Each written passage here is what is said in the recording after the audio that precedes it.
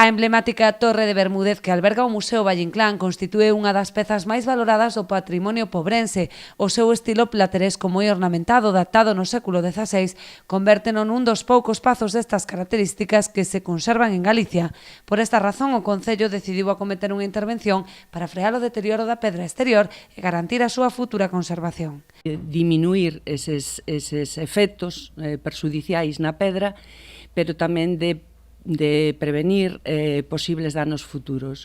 Entón se van a levar a cabo unhas obras nas xuntas, digamos, de eliminación de mortero donde non ten a permeabilidade axeitada e donde non haxa sales perxudiciais, pois se aproveitará o que se poda, e o que non, pois se eliminará e será sustituído. E tamén, sobre todo nos elementos decorativos, bueno, en toda a torre en xeral, pero nos elementos decorativos máis concienzudamente, porque haberá que eliminar algunha clase de plantas ou residuos orgánicos que perxudiquen a estabilidade da pedra, non? A actuación orzamentada en 73.000 euros acometerase con cargo ao remanente de tesourería.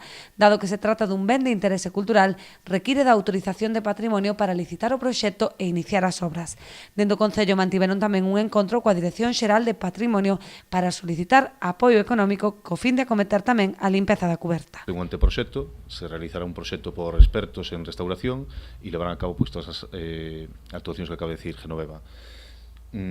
Decir que se negociou tamén coa Directora Xeral de Patrimonio Cultural, dado que nós vamos a facer esta inversión importante de 77.000 euros e dado que temos outro proxecto tamén pendente de presentar para o auditorio, solicitamos a súa colaboración para o que quedaría, digamos que a cuberta. Así mesmo, dende o Concello están tamén a estudar a construción de baños no auditorio anexo á torre, xa que na actualidade carece deste servizo.